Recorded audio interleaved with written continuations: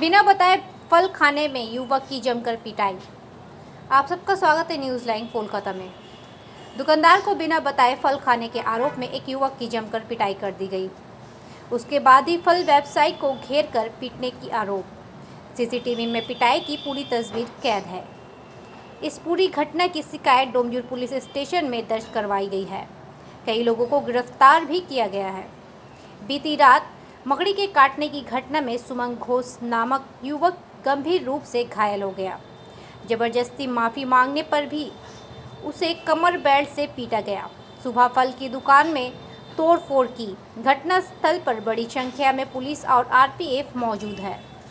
লাইনে পাইপ লাইনের কাজ করে বাড়িতে বাড়িতে। হ্যাঁ, ওই সকালবেলা চাটা খেয়ে যায়, দুপুরবেলা ৩টে সাড়ে ৩টের সময় আসে। হ্যাঁ, কোনোদিন আবার কাজ চাপ থাকলে ৬টা সাড়ে ৬টা ৭টাও বেজে যায়।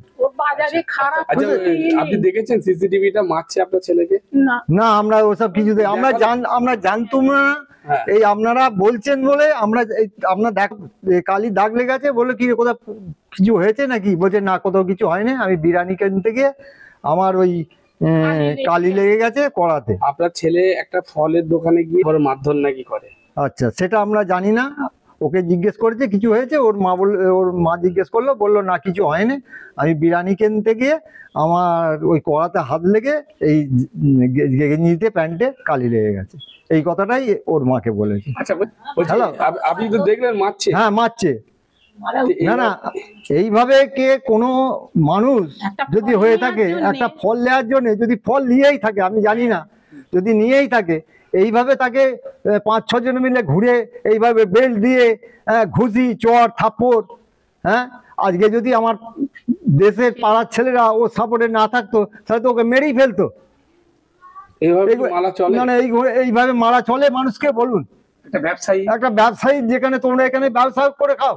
হ্যাঁ, আর আমরা এখানে বসতি, আজকে ১৫০-২০০ বছর বসতি, আমার ছেলেকে এইভাবে মেরে গেল, আমরা জানতেও পারবো না। আজকে আমি আজকে আপনারা বললেন বলে তবে জানতে পারলাম। হ্যাঁ, আপনার নাম? আমার নাম হচ্ছে সরোজ কুমার ঘোষ। আমার ছেলের নাম হচ্ছে হয়েছে। আমার ছেলে বলতো না। আচ্ছা, পুলিশ এসেছিল?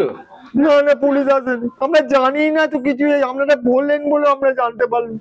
আমার ছেলেও কিছু বলেনি। ওর মা কালি দেখলো গেঞ্জিতে আর এতে প্যান্টে কালি দাগ লেগেছে, সেটা বললো ঘিরে কোথাও পড়ে গেছে। বলছেন না, লাইনে পাইপ লাইনের কাজ করে বাড়িতে বাড়িতে।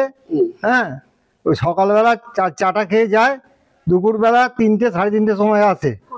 হ্যাঁ, কোনোদিন আবার কাজ চাপ থাকলে ৬টা সাড়ে ৬টা ৭টাও বেজে যায়।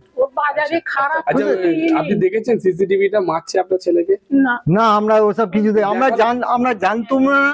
এই আপনারা বলছেন বলে আমরা আপনার কালি দাগ লেগে আছে বলে কি কোথাও কিছু হয়েছে নাকি? বলছে না, কোথাও কিছু হয়নি, আমি বিরিয়ানি কিনতে গিয়ে আমার ওই কালি লেগে গেছে কড়াতে। আপনার ছেলে একটা ফলের দোকানে গিয়ে মারধর নাকি করে?